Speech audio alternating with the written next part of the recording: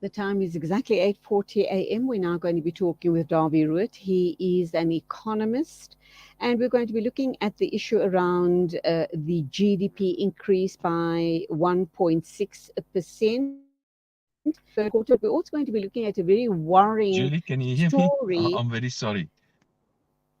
a story from Europe. So, Davy, are you there? I just have a little bit of a technical problem, but I hope you can hear me okay. Loud and clear. I can hear you kind of. Okay, loud and clear, Darby. Let's start off with the first issue, Darby, if you are still there.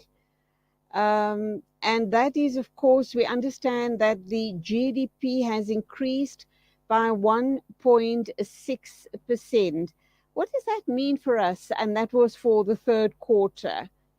How does that translate I can understand what it into means. In the third quarter, the economy expanded at a rate of 1.6% compared to the second quarter. Now, what that means is that if the economy keeps on growing at the rate at which it has been growing in the third quarter, then for the year in total, the economy will expand at a rate for 1.6%. Now, everybody is very happy about this 1.6% economic growth because we expected much worse numbers. Now, that's okay? all good and well, but you know, the reality is 1.6% is just not good enough. It's not nearly good enough. We need to grow the economy at 4, 5, and 6% before we can really start making a dent in unemployment and in poverty in South Africa. But at least the good news is it is better than expected. Now, if we unpack the numbers a little bit, a couple of things are quite clear. One is that certain sectors in the economy are doing actually surprisingly well. One is agriculture is doing very well, but agriculture is a very volatile industry, but it is doing well. Let's give the credit to that. And then another sector that I would like to highlight is manufacturing.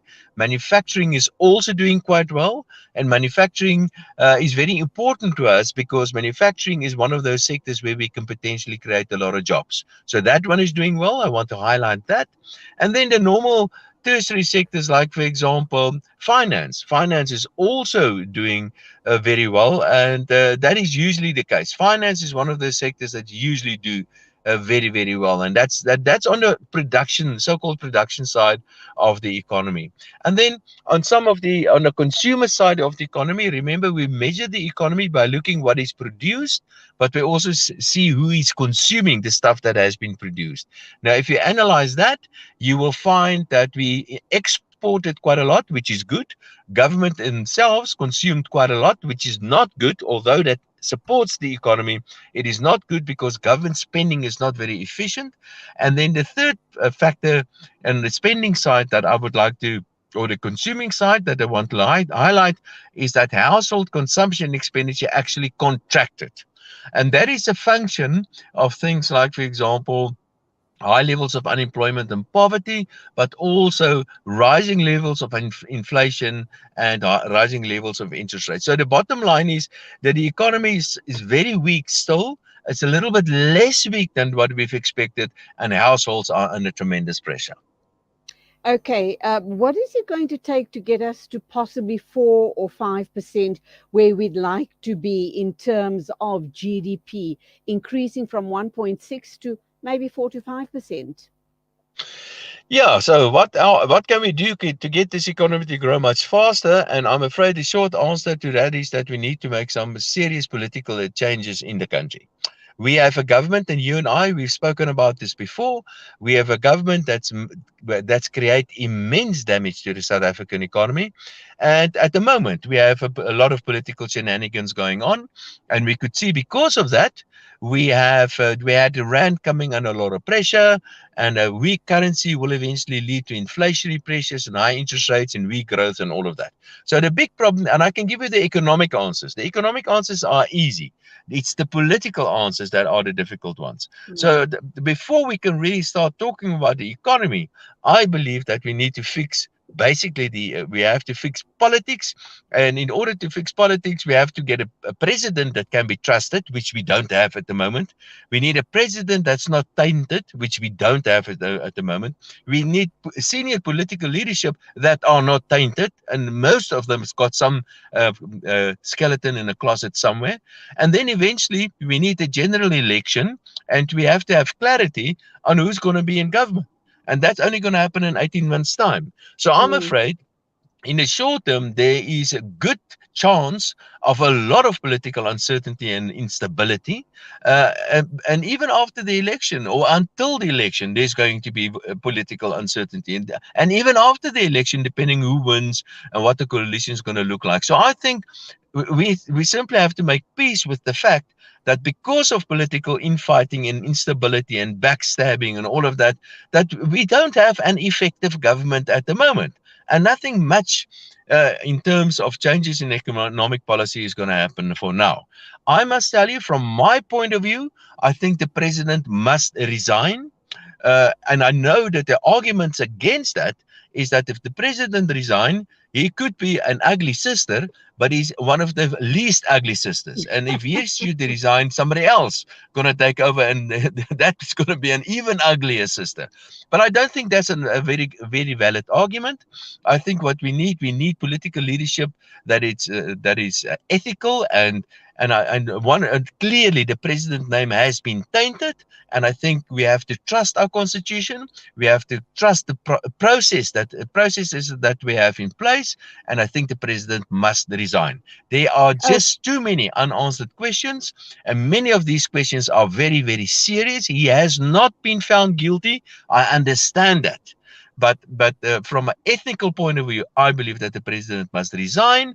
And I understand we run the risk of getting somebody, an even uglier sister, that can cause even more damage to the economy. But so be it. I'm not scared of the democracy anymore. okay. I'm going to refer you to an article out of Europe. I'm sure you are aware of who this person is. He is the CEO of Unomix. He is the chief economist. Cloud Debashek, I think is how he says his name. He has published an article on the 27th of November, and it reads as follows: South Africa is collapsing, and that the lack of economic growth means that the country is facing a debt crunch.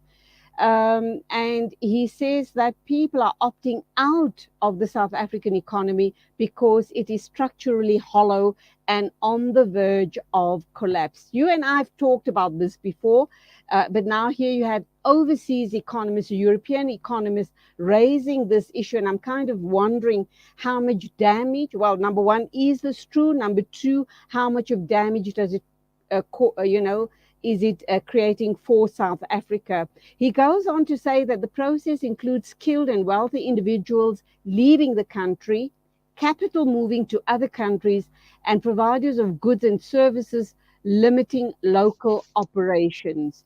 So, where do we sit on this issue? You must be aware of this report, Darby. Yes, I am aware of this report, very much so. I know Claude personally. I think I can even call him a friend of mine. We correspond quite a lot. I agree with him in broadly. I agree with him, and you and we've spoken about this many times before. There are serious, serious problems in South Africa, and what I am, especially in the current environment, what I'm very concerned about is, and let me just give you the background, is that, as you know, we have exceptionally high levels of unemployment. We have rising levels of poverty, and we have absolute poverty in South Africa. And we have approximately more than 30 million people receiving an income from the state every month. And now we have food price increases, and that is bad. When you have a lot of poor people and food become more expensive, that can potentially cause a lot of danger and damage in your economy, a lot of instability. And now we have this political infighting. And my concern is, and we saw what happened in KZN last year when Zuma was arrested. My concern is, what if there's some sort of political crisis? What if and who knows what can happen? All sort of things can happen. That could just be the spark of some other bad stuff happening in South Africa. That is my real concern. In the meantime, and Claude is absolutely correct, in the meantime, with the fiscal accounts are under tremendous pressure because the tax base is under pressure because people are emigrating, but the economy is also not growing. This 100.6% is just not good enough. Julie, we need much, much higher economic growth. So that means that the state is just not in a position where they can support all these tens of millions of people in terms of income. So we are in a precarious position here, and I'm afraid to say, agree with Claude. So, but it come back to the end, or to the real issue, and the real issue is politics. That we have a political party that's been in charge for too long. I don't believe political parties should be in charge for so long.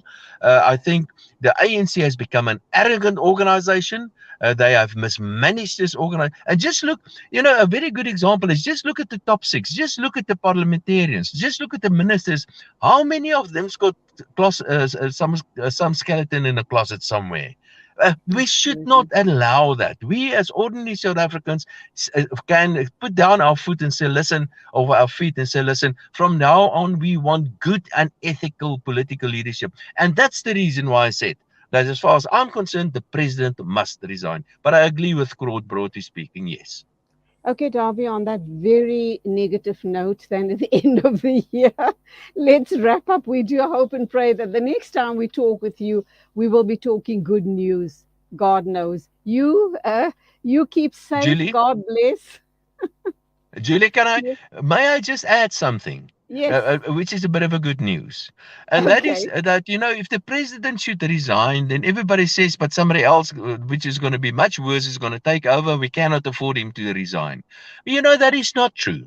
The South African Reserve Bank, the monetary policy authorities, the monetary policy is in very good hands. The Reserve Bank is not going to go away if there's another president. The same goes for fiscal policy. Fiscal policy, the Minister of Finance made it clear that fiscal policy will not change. And there are many other examples of that. So changing the president is not going to change the direction of the country straight away. There are many other institutions that are still working well and that are proper in very safe hands, and that will continue to happen even if there's a political transition. Okay, so not necessary for me to pack my bags and board a No, plane and say goodbye to South Africa. no, certainly not. Nice talking with you. A very wonderful festive season to you, and all the very best, health wise and otherwise. And I look forward to chatting in the new year. God bless. Thank you very much, Julie. The same to you. It is exactly 9:53 a.m. We're on to our final interview for the morning. We'll be talking with Dr. Ferial Adam. She's an environmental justice activist and researcher. We're going to be looking at the big stink, and that, of course, is the sewage on Durban beaches. Please stay with us.